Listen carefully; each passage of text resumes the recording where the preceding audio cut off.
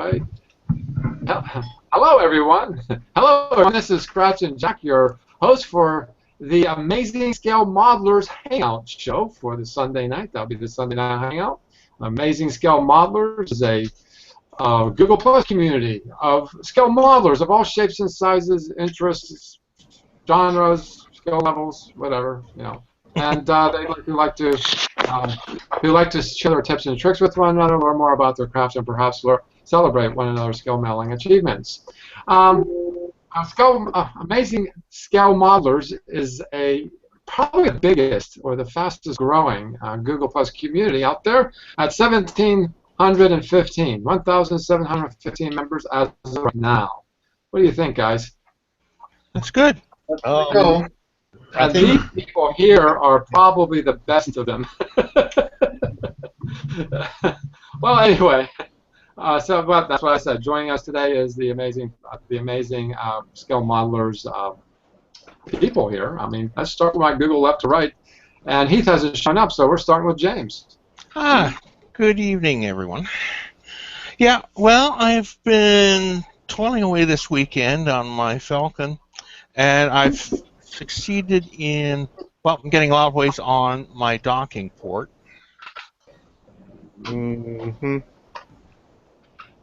It was not to scale when you originally printed it. No, the first version came out of scale. Very nice, James. So the first one was way too big. Yeah. And I had to shrink it. Yeah. You know, that's pretty cool about paper modeling. You can shrink your parts. That sounded dirty, I know, but you can shrink your parts unlike plastic. Yeah. Make them fit without losing any detail. The way we make them fit, a little bit of glue and a little bit of throwing across the room helps too, you know. Yeah. That is true. So you're on the Millennium Falcon. How much time do you think you got left on that? I'm really looking forward to seeing it. I probably it probably won't be ready till after Christmas. Oh, so this Thursday, whenever the movie's being released, you don't have... No, there's no way it'll be ready for the 17th, no. Okay. And on the main body, too, there's all those little doodads you can... Oh, yeah, there's a lot more greeblies to go on when you start building the body. Mm-hmm. The body in this is in 12 pieces, so... So once I've still got the... this is the right docking port. I've still got the left one to build.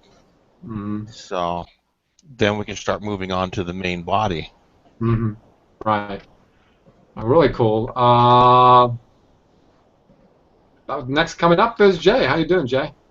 I'm doing well. Since it's been in the 50s almost every day this week, my fiance and I decided instead of model building and all the normal stuff, we'd do our spring cleaning early. So... we have been doing a lot of cleaning and rearranging and rebuilding. The room I'm in right now is a combination of video editing and art room because both of us are artists. Mm-hmm. I've been rearranging and rebuilding the electronics workbench downstairs. But when it comes to actual model building, I haven't done any this week. It's all been cleaning, building, rearranging of things so that I can do model building and can do the Evil Duck Workshop show. Mm-hmm. I made a decision to just say that the episodes that were last year are Season 1. Season 2 will be starting once I get like 5 episodes in the can and ready to go, because I finally got my problems with Google taken care of. I threatened them and send them some money, and now I don't have any problem uploading things. But threatening them, sending them money seems like a wash. yeah, it kind of does. But so the new season will be starting I might do it in December, but if not, it'll start right at the beginning of January. Cool. And I know what you mean. And my old workbench is down there, and it's a total mess. Dirty, dusty. I haven't been down there for like half a year already, just about. Mm-hmm. And I decided to make my old workbench a paint booth, make it into a paint booth. Yeah. Because my paint booth right now, I have to have the back door open in the basement to have light to be able to see. And in the wintertime, that becomes, how should we say, not efficient. Yeah. Well, that's good. That way, if it's down in the basement, that works out well because then all the flammable paint fumes can be down, at the bottom of the house where the, furnace pilot light is and all that good stuff. Boom! Well, I'm just painting in Vallejo, the acrylics. I don't do much of the, well, if it's going to be other than acrylic, it's out of a rattle can. I'll show you what I've done today out of a rattle can. So because it was so beautiful, it was like, what do you call it? It was like 70 degrees Fahrenheit here. It was well enough to do some spray painting outdoors, and I got a lot done. And then I remembered later in the evening saying, oh, shoot, I didn't get enough done. Right. So, yeah, I had my Sasquatch build that I want to ball coat just so it doesn't look like plastic because it's very shiny right now. I don't think Bigfoot is the shiny kind of guy. Well, when he comes out of the water, he is, but after that, Oh, sure, sure. So next up we have Keith. How you doing, Keith? Not bad. How are you, Jack? I am doing very well, thank you very much for asking. And it's getting to be summer, and even in Tasmania. Yeah, slowly but surely. Warming up, which is always a good thing. Right. And yeah. Well, it's a nice day today. It's a little bit overcast, but that's Tasmania for you. Sure. So what you working on? I'm working on the NX01 still. Just this morning, I've just managed to get these suckers. They're not together, but I've clamped them together because the lights. There's a light part that goes in, so you have to have that in before you can clamp it together. So you need to have the lights in and it all set up. So I've just glued one side, so you can take them apart again, put the lights in, do what you need to do, then clamp it all together. So yeah, so they're setting up, and now I'm in the process of doing all these really small parts for the radar dish, whatever it is, the dish at the front. So yeah, and I bought a figure called Shield Maiden, and I've just prepared her at the moment. Like I haven't really sort of started painting because I've been trying to move house and stuff like that. So it's been mad down here trying to pack up a house and move and doing market stuff and like that. In your place, you're going to be fighting the heat because you're going to Queensland. Yeah, that's going to be north of Brisbane, which puts you even closer to the equator. Yeah, well, we're about 4 or 5 hours north of Brisbane. That's still far. Yes, that's tropical. Yeah. Yeah. So we're going to watch Keith do his figures, and we're going to say, Keith, that's actually an iguana. It's real. He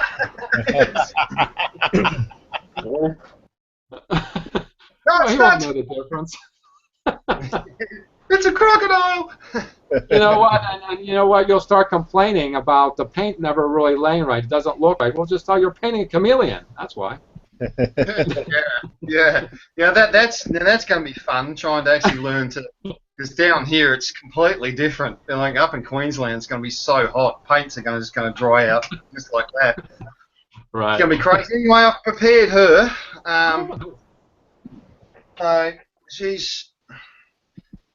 Basically what you do is you spray it black, and then from the top you spray it white. So if you have a look at it from this direction, she's all white, and if you have a look at it from that direction, she's all black.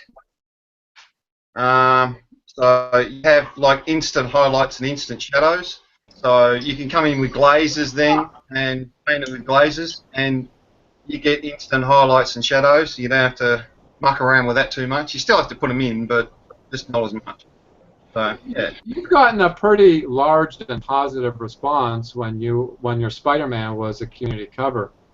Yeah, and, thanks, Patrick. That's great. well, you know what? Your paint is perhaps the best I've ever seen, anyway, and many people agree with that. So yeah, sure, keep it going. You do very well with the figures. We'll get to see what you're going to do with the plastic kit, you know, the NX-01.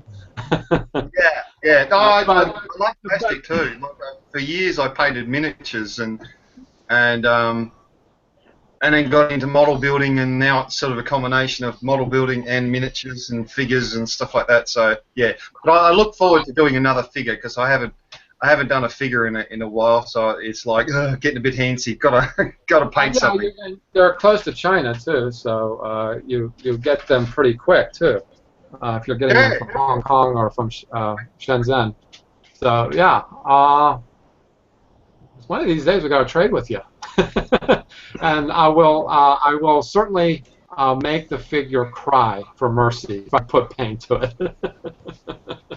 But yours is awesome. Yours is awesome, and you had a lot of positive response, and I was actually pretty surprised how many people felt the same way as I did. So, well done. Thank you.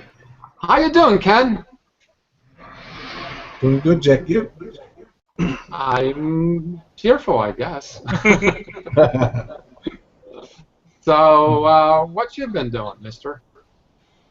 I've done a bit of painting on the Galactic. I got out the top part done. I got to turn her over now and do the bottom part before I start to add a little bit of detail to it. And I did this one there last night. Oh, yeah. Oh, yeah. It might be kits, so you're making one yourself. Yeah, I'm doing that one for well, just not doing for Last Design. I'm doing this one to put a Space 1999 spaceship I did for him in the summer. He got it molded up, and he sent it back to me, and I'm going to do a diorama for him so he can take some pictures of it, of the ship, to put on his website for sale. So I'm going to have it like coming over the moon base. So Very nice. I should receive it tomorrow, so I should have some pictures up the week sometime of it. So what size is the eagle that he's standing there? Say again? What size is the eagle that he's standing in? No, it's not Eagle. It's a ship that it's a different ship I did there last summer for him, from Space 1999. So one of the episodes. So he got it molded up and sent me back a copy for the paint up and take some pictures of, so he can put it on his website. So we decided to use the diorama of it coming over the moon base for the shots. Right. I'd just like to reach through the screen and get some of that evergreen strips there. I got like evergreen strips, like 3 packages of the smallest kinds I can think of, to see what it really looks like. Because I'm going to start scratch building, and I did scratch build something today. Ken, I think you'd be very proud.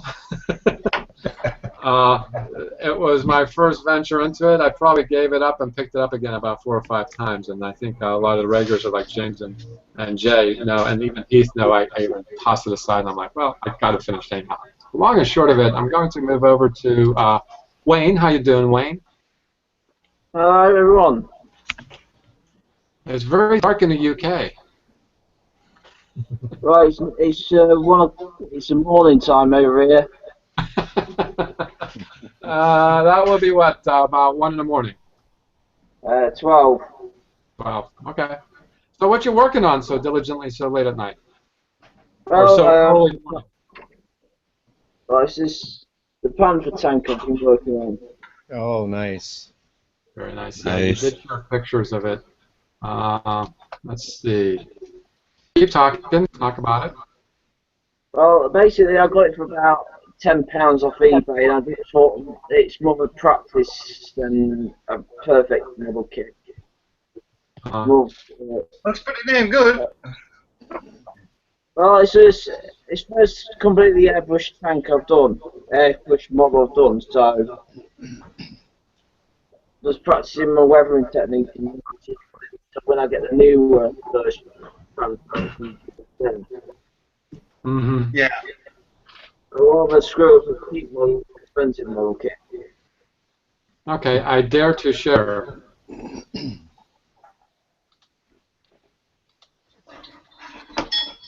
There we go. Yeah. Well, that's looking nice. Very cool.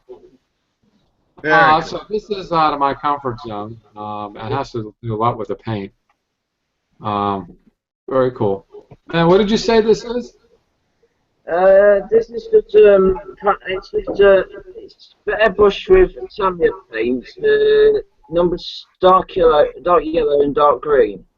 It's completely airbrushed, and I've used AK Interactives, a dark wash for yellow vehicles all over it. Yeah. A bit of chipping, some of the maskell stuff from Airfix for the chipping effect, and all done. But also, I entered my first competition. Oh yeah. You did your first competition. Which was it? I am waiting for my the results to come through with the club's newsletter. But okay. I put 6 kits in, so I got a fair and even chance. Oh, yeah. You're a good modeler. You certainly do have a fair chance of placing somewhere. Well, let's hope it's the number one, because one of your models is going to come up as a community cover soon, and I'm going to be picking a tank, probably in this one, but we'll see. Probably about a week or so. You'll be a cover, and then you'll get to fight. And then you get to fight off all the trolls. I've got the M4 Easy 8. I'm basically going to do a Fury build.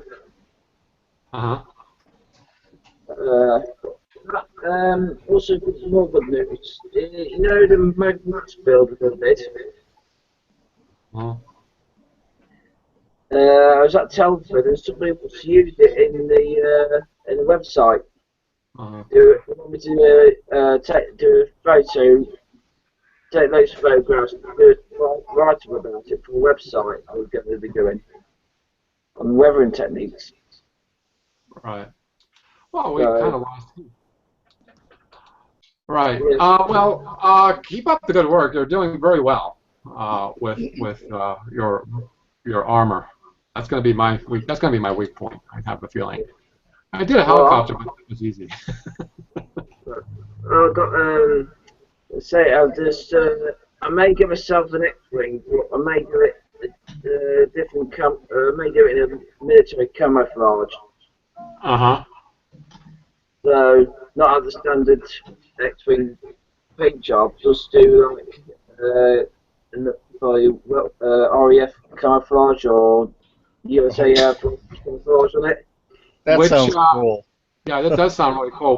Which manufacturer are you talking about? That's the problem. I'm not really sure. But Okay. I've seen some proof photos for what the Dragon are going to release. The Dragon American are going to be releasing. And they're going to be doing the massive Imperial Walker. But I'm not sure. But they are. I've seen it on the Facebook page. Okay. Jack, you don't have to worry about doing armor because no matter what screw up you make, as long as it's not a fingerprint, you can call it battle damage.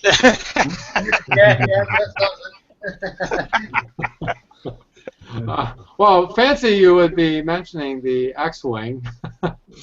How strange things work. I finally got this done. This X-Wing next to me is the MPC, and this was the in-flight display. Which is like a round disc, and the holes didn't line up. Strangely, didn't line up. So I tried to cut the holes out, and I broke the plastic because it was pretty fragile. So I had to go out of my way and scratch build, Ken, a stand. I'm looking. Let me get the camera to a better position. Here we go. It's a big X. Oh, isn't that funny? Big X for the X-Wing. And it goes onto the stand that it came with, and this covering slot the in-flight clear disc would slide into. So I had to build a stand for this. Let's see, get a little backlight. I think it looks good, Jack. Yeah. Thank you. And the decals did not come this way. I applied them and used an X-Acto knife and pulled them apart. And I painted R2 with a piece of wire, copper wire. Little box. And there she is. I'm not sure which one it would be. I'm not sure if it Luke's, but it's an X-Wing. And anticipation for the movie release coming out on Thursday. That will be December 18th. Today's the 13th. So another 5 days. And I did see the new X-Wings. I don't know. I think I have to get used to them. What do you think, guys? Have you seen them? I think the 18th is on Friday. Oh, Friday. Okay. I don't know how to count. Oh, Thursday night. Which new X-Wings? The new ones on the Force Awakens. I love the new X-Wing. I think it looks great. They look smaller. Well, yeah, they're more based on the Ralph McQuarrie design from the paintings that he did for the original Star Wars. And they might be smaller, but they are supposed to be a newer model. So. Sure. And we might see some of the old ones in there too. I mean, you know, let's face it. It's just because it's 30 years later doesn't mean that there's no more X-Wings. You know. Yeah. So. Yeah, that's true. Mm-hmm. Well, that was my first foray into scratch building without any real design in mind. It just kind of came together as it came together. It's actually, in some ways, it's easier. Maybe I'm not saying that right. In some ways, of course, you have to make the parts, you have to cut the styrene and all that sort of stuff. But I found the stock styrene melts faster under the glue than it does on a model kit, and the joints are more sure. Is that your experience, Ken? Is that the joints are more sure on what you're scratch building as opposed to a kit? Yeah. Mm-hmm. It's somehow it's a softer styrene or something. How you doing, Mike? Oh, yeah, you, Mike. Didn't mean to wake you up. I didn't mean to wake you up. You mean? I was watching the DB10 being demonstrated by Jay Leno, and that's why I was late getting here. It's an actual car. They built 10 of them for the movie Spectre, and I imagine somebody will come out with a kit with it, maybe. Of course, they produce a DB7. They don't produce a DB8 or 9 yet, and so maybe some of the things in the DB10 will go into the 8 or the 9 or both. Mm-hmm. So it's a very good-looking car. I guess the movie's been out a while. Yes. Yeah, that's what I was doing before I got here. Somebody just released a kit of the, was it from the movie The Spy Who Loved Me, the Lotus that can turn into a submarine. Yeah, it's the submarine version. Somebody released a kit of that. Yeah. I don't remember who. Was that the one that blew up? I don't remember, but I thought that is absolutely the worst anti-theft device for your car. You know, I don't want anyone to steal my car, so if they try to break in, it'll explode. That's just... I don't think they thought that one through, you know, so... Well, you know, it's I had left the bag out of the cat, or the cat out of the bag yesterday.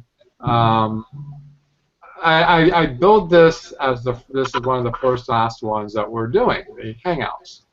It is the first one under the new banner. and the last one this year. So next year we're going to have more hangouts and possibly more fun in the sun with the scale models when it comes to this community. So we're going to come back January 2nd and 3rd. So if anybody's wondering, oh, this is the last one, I got to watch it. No, no, you can not watch it. You can come back later. You can't not watch this hangout. I don't want you people watching it. Anyhow, well, I'm just being I've got my Grinch T-shirt on. It's something to do with wearing the Grinch. Mm-hmm. Anyhow, is any kind of kits or projects or desires you want filled for the new year? I mean, what's out there that's new for you? Well, for me, I'm really happy that they that Revell had got the fine molds or at least the specs for them, because it's basically a re-release of the fine molds Falcon, which you know I've wanted for a long time. I'm planning on getting that. That's really the only model that I am guaranteed planning to buy right now. You know, I know I'm not gonna be able to get it before Christmas, but you know, sometime next year I'm gonna buy it. It has like 900 pieces to it. That's fine. I can do 900 pieces. I probably won't use all of them anyway. You know. That's because you won't be able the to greebles that go in there. They're plastic. They're little. Is that why it's 900 pieces? Well, it's actually a 172 scale. It's probably about this big around. Yeah, it's 18 inches long. Well, I don't think it's quite 18 inches, but it's a beautiful model. But the way shipping is and the way mail carriers are, there's a good chance it's going to show up in more like 1,000 pieces than 900. But. Yeah, this is the one that Keith is showing. I've got one of these. Yeah. And that's all I have. Having That's this. the Bandai one, right? No, that's fine molds. That's fine molds, but Revell had bought those specs, as Jay was saying. So the price is a little less, not by much, but it is a little less. Yeah, it's like $250. Oh yeah, instead of $350 or over 300. And the shipping, of course, from Japan would be prohibitive for us. So that's what you're saying, is the shipping is going to be better for you. Yeah. Maybe they should ship it to. Maybe they should ship it to Poland first and then here. Okay, yeah, that's actually a little bigger than I thought it was. That's cool. Yeah, that is pretty big. That's without all the doubles on it. Grubles. That's piece number 1. Yep. Hand modeling it, face modeling it. It's not a bad size. So that would look real nice on one of my shelves. Like that? Well, yeah, why not? You know, I mean, actually, if that's all it was, I'd put it on the wall. But if you have a look at it, there is like hundreds of dots all over it. Right. We're part That's where pretty much all the greebles. Oh man! Look at that! It's absolutely zinging. I'm licking my chomps there. Here. There are so many. Yeah. It's gonna be a lot. You know, that gives me an idea. I might pick up the old Revell Falcon, and kind of cut it in half, you know, and just stick half of it on the wall, you know. Coming out of the wall, perhaps. Dip it in gold. Dip it in gold. Yeah, then it would be like Star Trek. Yeah. Oh my God.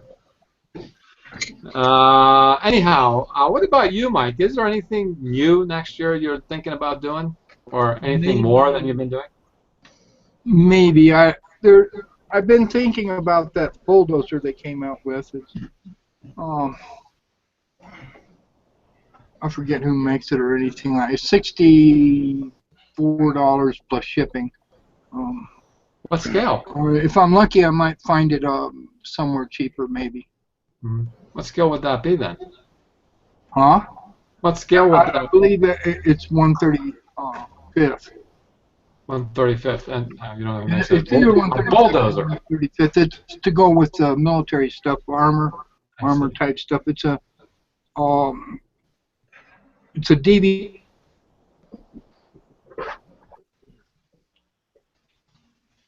Uh-oh. Oh, Mike's froze. It's probably cold in Colorado. That's why you froze. Bulldozers, before hydraulics, they used cables. Yeah. There's cable over, there's cable under, and there's cable that goes around the side that can raise and lower the. I trained on a cable over in the Army because they knew they wouldn't have any more of them left. So consequently, the obsolete equipment is what they trained us on.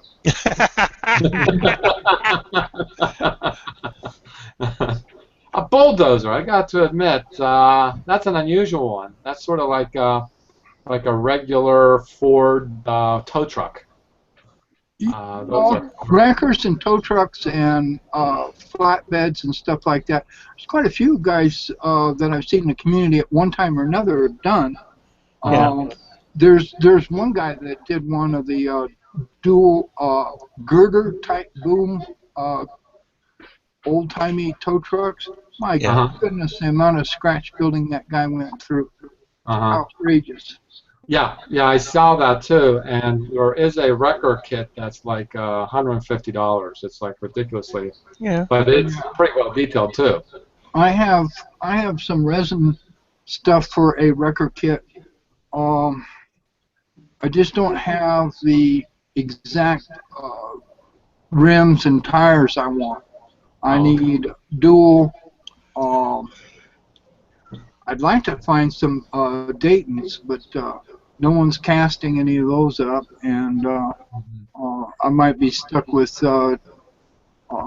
just a split ring type rim. As long as it's 30s, 40s, 50s style, something like that. But Dayton's would be the correct type. Right. For a 2.5 ton wrecker. Well, how about you, Ken? What's new and wonderful in your future? I'm actually afraid to ask. Oh, I'd like to wait for the 22-inch Eagle to come out. Oh, really? Yeah, get a couple of those. Yeah. That's another one I want. The Eagle? Yeah. Actually, I got my notification the other day from Cult TV Man. So hopefully it's going to be reasonably soon. Reasonably soon. Yeah. Well, they sent me this is going to happen reasonably soon. You know, get your shekels together because Right, so we know what you've done in the past. Just go to your Google Plus page, as anyone here can go to their Google Plus page. Anyway, what's your future holding for you? What are you looking for when it comes to next year? Me? Yeah, you. Yeah. I want to do the Nebuchadnezzar. Scratch? No, I've got a kit of it from a guy. Yeah, a guy in South America. Sold me this kit, and it's 20-inch Nebuchadnezzar, and I thought I've got to do that one. It's been sitting there, and as a matter of fact, it's got a whole bunch of these Sentinels with it as well. Oh, really? Yeah, I got 4 Sentinels, so I'm going to have the Sentinels sort of attacking us and all sorts of things. Yeah, that should be pretty cool. Yeah, that should be pretty cool. Are you thinking, well, when it comes to that 72 scale Falcon, it begs to be lit, okay, for one. Oh, yeah. How about the Nebuchadnezzar? Is it possible to light that bit? Yeah, definitely. And the actual, I don't know, the hover parts of it, those discs, I was talking to Carl, and I can get a couple of SNVs up in there, and they're clear. So if I can get a couple of bits of just a couple of discs, and then scratch lightning like bolts. Right. And you got a couple of those discs, and you separate them via black. So you blacken one side and do the lightning on it, and then you stick it to another bit, and you do some more lightning on that. But you don't take the black all the way out to the edge, only 3/4 of the way out. So you'll still get the lightning. So when you have a flash of one LED, you'll get lightning streaks going through the PETG, I think it is. And then when you flash the other LED, you'll get the lightning going through that. So it should have some sort of lightning effect. I'm hoping. That's the plan. But yeah, that's what I'm going to do with that. That would and be... all the antennas light up and whatnot else. I mean, the antennas are hollow. You know, they're pipes, so all those antennas will light up. The cockpit will light up. Obviously, the hover part will light up. I'm going to get the sentinels to light up as well, because they got red eyes and all that type of stuff. So I'll get that to light. That would be a really bizarre and difficult build to do. That would take some time because lighting isn't. When you light a kit, it changes the build completely. And if you think you can light the kit and follow the instructions to the letter and order, you're not going to do it. You definitely have to do lighting. When you light that, you basically are... The rule that I've found on lighting kits is that work on the most remote part first. And because the instructions will tell you to work on them possibly second or even last. Yeah. So it's sort of like if, what would be a good example, like the X-Wing here. I did build a model that was lit, but it wasn't successful because the wiring was a nightmare. Because I not only had each of the engines in the back lit up, but I also had the tips of the guns lit up too. And what I ended up doing was doing the engines before doing the guns. And that's where I learned that you do the more remote parts first as you go towards the center of the model, particularly when it comes to the sci-fi kits. So that would be my advice to you: is work on those discs first. Forget about the whole build until you got those discs working and in proper form. Because if you kind of like do the main ship and then you add on and then work that way, trust me, work on those discs first. Yeah. Because it's just going to be fun because there's I don't know how many discs there are to it. There's like about 8 or more. Oh, I think there's more. Yeah. I think there's. That's going to be a fun thing to try and pick. I mean, obviously, once you get one done and that looks all right, then you can move on to other ones. But you really have to get one right first before you move on to the next one. So yeah. Right. So next time I get the X-Wing lit up, I had the cockpit lit up really nice. But boy, when I got to the engines and the gun. You can even see the wires from the exterior of it. When you have the wings closed, you can actually see the wiring in between there. Totally messed up. Oh, you that's all right. But I got 3 more kits, though. I have 3 more kits. I can mess up 2 more times and still be successful. So how about you, Wayne? What's in your future when it comes to modeling? Well, I'm going to be doing a few more shows. I'm going to be doing, actually, next year, I may actually join with one of the groups on the display at Telford. So, there was one time you joined us on a Across the Pond hangout. This was probably the summertime. You actually gave us a tour of the museum, the Air Museum. Yeah, the Air Hendon in London. That was the Royal Air Force Museum? Yeah, that is an official Royal Air Force Museum. and Okay. Okay, that was amazing. You can do that again. Especially if they got good Wi-Fi. Your pad was probably overheating doing that, but certainly that was a lot of fun. I can't remember what it was. I think it was episode low 50s, maybe high 40s, maybe low 50s. I think it was a while ago. Yeah. So more shows for you. Okay, that works. But also, try and do more competitions. Just try and get out more, meet marine modelers, and try and spread the word of amazing scale modelers. I really appreciate it. Yeah. Excellent. You don't get the people in.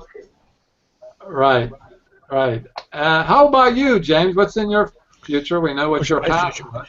Yeah, I got a 1/12 scale Centurion I want to build. Okay. So that's going to be a major project, probably for the spring. I do want to do a resin figure, and I want to do some architectural model building too. Interesting. Like example, like what? Example, like what? Well, Like I've got some templates for some temples to do. I'd like to do a cathedral. If I can find one of the good models to get. I've seen the Notre Dame, the 3D puzzle. Yeah. Those are very interesting. I was wondering, do you think they have that as printed paper? Oh, there's Notre Dame's out there. There's lots of other one. If I get one of Richard Coulter's designs, I can get one from him. So he's probably one of the best architectural designers for churches that I know of. And he offers his kits. I can contact him and probably get one of his.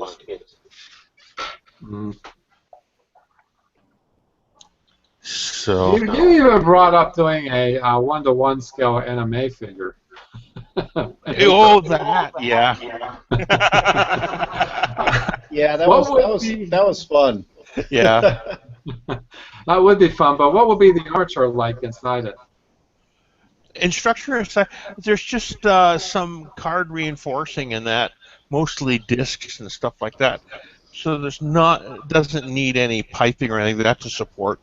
I built a 3-foot figure as an experiment at one point, and again, it just needed the bulkhead type of structure like you'd use for an aircraft to support it. Mm-hmm. Cool. James, are you talking, when you said you want to do a Centurion, are you talking about a Galactica Centurion? No, I'm talking about the tank. Oh, okay. Okay, because I was wondering how you would do the silver, although they do make, you can get it at most craft stores, Hobby Lobby and such. They do make a really nice silver and a really nice gold printable cardstock. Yeah. That might be kind of fun to play with. It's tricky. Some printer inks don't print on that stuff, but I've never really played with it, but some people do a lot, especially for that kind of thing, I use a laser printer. So. Yeah. Cool. I have to admit that I'm going to blame Ken for this, and I did a little bit of scratch building. I think I got the bug, and I got to try it. I got to do something that would wow even me, because that's your work is just that inspirational. That maybe I can try my hand at it too. Yeah, so that would be in my future, or at least the attempt thereof, to do some scratch building. Possibly do stands, working with stands first. I think that might be a good idea. What do you think? A good place to start? Yeah, good place to start. Why don't you try to do yourself one of them Star Wars tiles or put your X-wing that on, like I did there? Yeah, the Death Star, the Death Star surface. Yeah. The Death Star surface, but I got a pretty generic look to it right now. It's just a plaque. I I just want to like put this on a plaque and then put a placard here, like the X-wing placard. I think it comes with the kit. It's just like a strip of styrene, and paint that up real nice and just like have that there. I see your point, making it look like the Death Star, but the the TIE fighters that I got done today, the AMT TIE fighters, two TIE fighters in a kit. I washed the kits. I did the black paint on them, and they come with the stand on it is a flat piece of plastic about this big a rectangle, and it's supposed to look like the surface of the Death Star. So it already comes with something that might look like it. Well, you could always do a diorama-like thing where you've got the Death Star, the base of the Death Star trench, and then the back of the Death Star trench, and you could run your support through the back of it, so it looks like it's flying down the trench. Yeah. And that would definitely give you some scratch building practice, because you'd be building all kinds of shapes. Yeah. Sounds like an idea. I actually want to modify some of the Star Trek kits. Those are fun to modify. The 18-inch Enterprise, that's so inaccurate. That's actually a fun kit to manipulate. I don't think that would look good flying down a Death Star trench. Yeah, it would. Actually, it might. Because they don't have phasers, and phasers are pretty powerful weapons. Yeah, but I want to do a few cars too. I do want to build a few cars. I have two 16 scales. I have the General Lee and the 65. I think it's the 65 Mustang. So I got a couple of car kits that I want to do out this summer. That would be a lot of fun. Because I haven't done a car in a while. I did the what do you call it, the monster truck, but a car would be fun. Particularly a 16 scale car. You could wire it up with the cables on the engines. Some smaller scratch building on there to make the engines a little more accurate. I can't see doing it on a 25 scale. Some of the members do that. Forget it. It's too small work for me. But that would be something to do. About cars, anybody doing cars this coming up? I mean, Mike is going to be doing a bulldozer. He usually does cars. Are you going to do a car, Mike? I'm always doing cars. I've got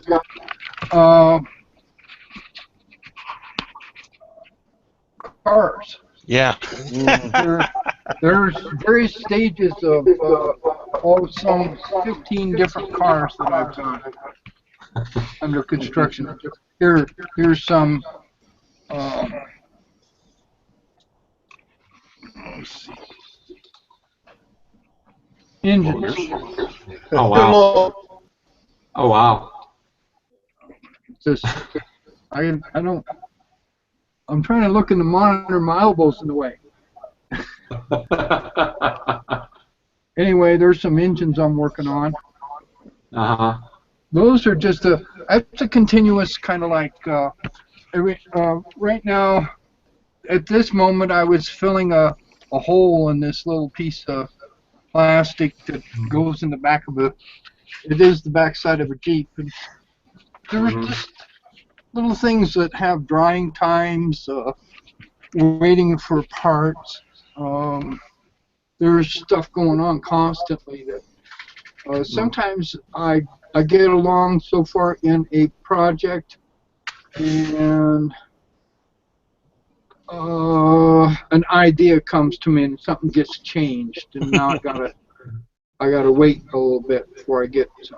Right now I'm out of several different kinds of paint I don't have anymore because they got bad on me, just like that tester stuff did on you. So I have to reacquire and start over. That's part of modeling. Other than some people that have a whole back wall full of paint.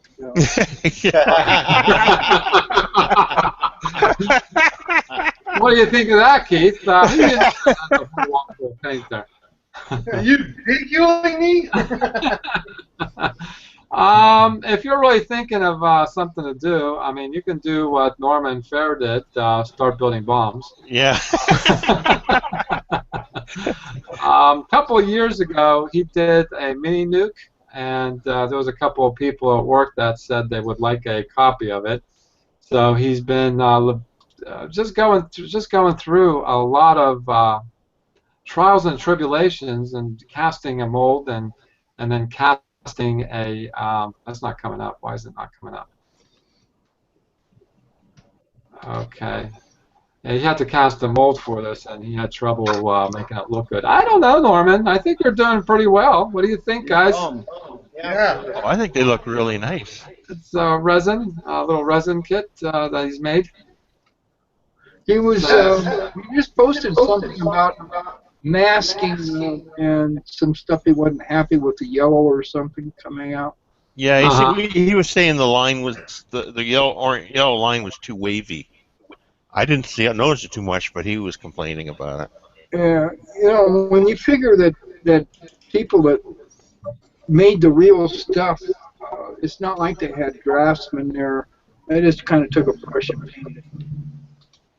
Right. Yeah. I actually closed the community window. I want to share some more. Yeah, I mean, well, Jay, you've done resin copies of models. What are the things that you've got to look out for when you're casting a model? Well, undercuts especially. That's where a piece is doing something like this, and if you don't use the right kind of mold material, it'll tear the mold. And if you do use the right kind of mold material, you have to figure out a way to keep the bubbles from showing up inside that area, and things like that. That's one of the problems with casting. The other is really, you know, the cost of the casting material. You want to try to cast it as inexpensively as possible, because that stuff is just expensive as hell. But something I picked up that is helping with the air bubble problem, I picked up a, well, it's called a pressurized paint can. It's like a 1.5 gallon can that the top clamps onto, and that makes a really nice. That makes a really nice pressure caster. Pressure pot. Yeah, because you seal off certain parts of it, and then you make it so that once you put your resin or your casting material, you put the thing inside that, and then you pump it up to 55 pounds of pressure. While it cures, it forces the bubbles to squeeze down like a bottle of pop. You know, you don't see any bubbles in it until you open it, because the bubbles are under pressure and they're crushed down. Right, right. And it's better than vacuum casting. Yeah, vacuum casting would be just taking a piece and just getting a partially melted piece of styrene to form around it. But I haven't done the vacuum forming. I know that could be either a win or fail. Nothing really in between. Well, I'm not talking about vacuum forming. I'm talking about the same kind of process, except you put it inside and you hook a vacuum pump up to it to suck the bubbles out. And it's not as effective, especially with resin, because resin cures pretty quickly. Right. Right. Well, there's some people that say, you know, there's a certain way of pouring a very thin stream that supposedly keeps the bubbles from accumulating. A combination of that and a little bit of tapping, tap, and then, you know, to help shake them up, and then a little bit of vacuum. But I'm intrigued about the idea of the pressure casting in a pressure pot. It sounds very interesting. Where the bubbles, where do they go? Well, I'm sorry? Where do they go? The bubbles, they just get mashed down? They just get crushed down. They just get crushed down. All right, so later on you would have something that has dried hard, has crushed down bubbles. Yeah. All right. Yeah. You Another can't thing, see them, is what you're saying. You Yeah. can't see them. yeah, another thing that works really, really, really well and is extremely cheap is before you pour your resin into your mold, dust the mold with talcum powder. It, for some reason, And tends to not, break up surface bubbles. Yeah. Oh, it's to break up surface bubbles. Okay. Mhm. But that wouldn't work on a clear casting. No, it won't work on a clear cast, but it does work on everything else. On a clear casting, you just got to use a vacuum to get the bubbles out. Pretty much. Right.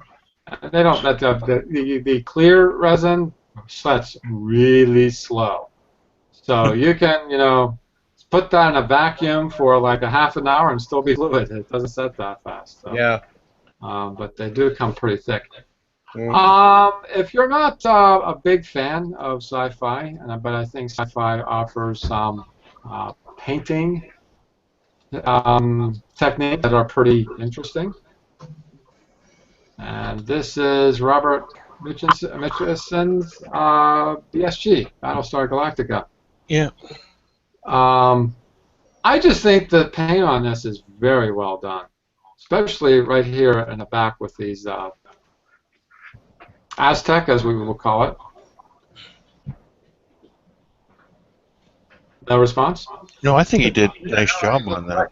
Yeah, I don't think that's technically Aztecing as much as pin washing Yeah. in those Pin areas. I noticed in one of the photos quite a bit of glare off the Galactica decal.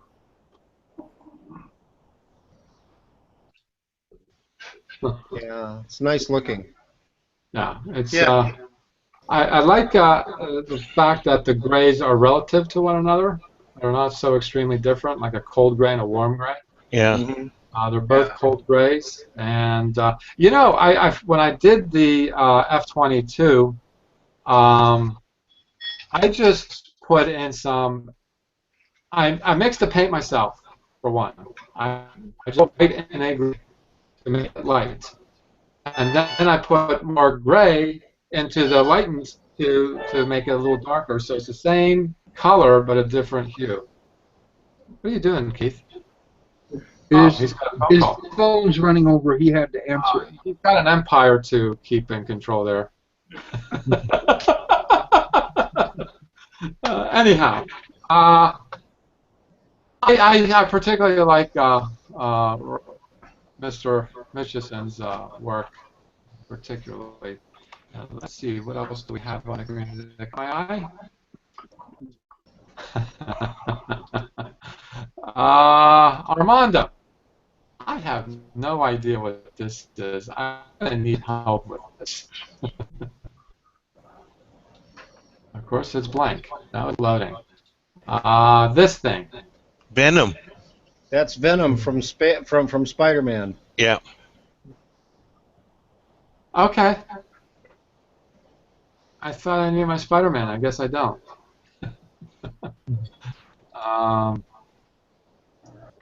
Okay. Sorry about that. And of course, I hope everybody watching had visited Randall's site. Yeah. I'm trying to bring up his picture of the Pauline aircraft. And here we go.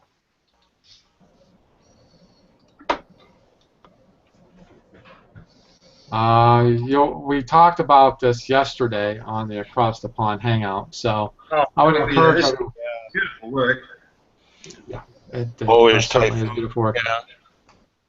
Encourage everybody to go to his page and browse through his pictures. He's got quite a collection of aircraft. He's also into sci-fi too, but he has a particular affection for the aircraft. World War II, of course, British aircraft. So thanks, thanks Randall for sharing.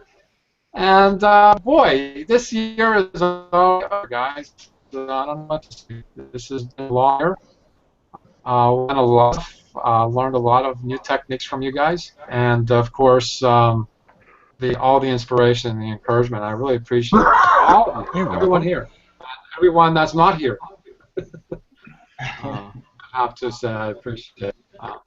So this is, if you want to see this episode and the future episodes, go to my page at Scratch and Jack on YouTube. You can like this. If you don't like it, that just shows the kind of person you are. And if you want to, there's going to be some planning going to be involved. I'm thinking that in the future, the Hangouts are not going to be on my channel. I'm really strongly considering having a channel just for the amazing Scale Modelers, and that way it's there instead of under my name.